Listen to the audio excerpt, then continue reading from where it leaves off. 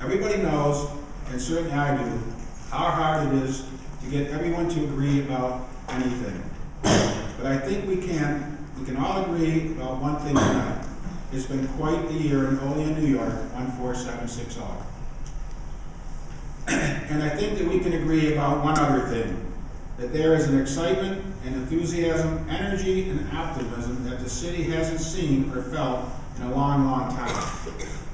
I'd also like to review, the highlights of this truly remarkable year. A year that saw people smile broadly that drove down North Union Street when was the last time you saw that?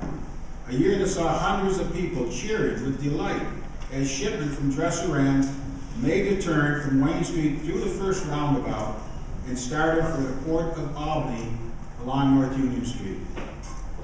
A year that saw thousands of people cheering the Olean Oilers on to the league's championship in Bradner Stadium.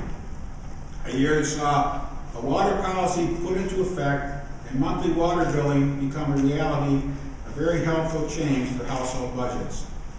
A year that saw volunteers transform our community.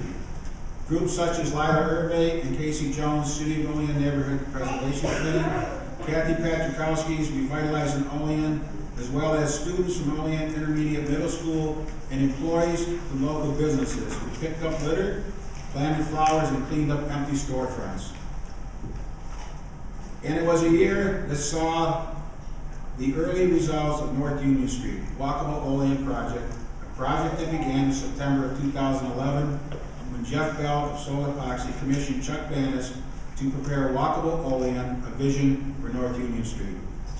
A year later, on October 15, 2012, Dan Burton of Walkable Livable Community Institute walked North Union Street with the prior administration and other community leaders. Following the walk, he met with approximately 100 city officials, entrepreneurs, and residents. The project moved forward. On November 15, 2012, the Common Council approved the contract with Hatchmont McDonald to provide consulting services for North Union Street project. On May 29, 2013, the Common Council agreed to allow the city to apply for a Tiger grant. On September 5, 2013, the city was notified that it had received $6.5 million Tiger grant. On March 19, 2014, plans were unveiled for North Union Street project, and on August 13, 2014, the bids were opened and the project was awarded to Catco Construction Company. On September 16, 2014, the groundbreaking ceremony took place. On December 11, 2014, Olean received an additional $865,000 in the state grant for green initiatives on North Union Street. Construction on the Sullivan Street to Main Street segment started in March and continued through November. When the detour signs were removed, 3 of the 5 roundabouts were complete. As of today, North Union Street project is halfway done, and even some of the most vocal critics of the project have stopped by my office and admitted that maybe they were wrong. In fact, one person mentioned that he traveled south on Union Street and was disappointed when he hit the light at Sullivan Street.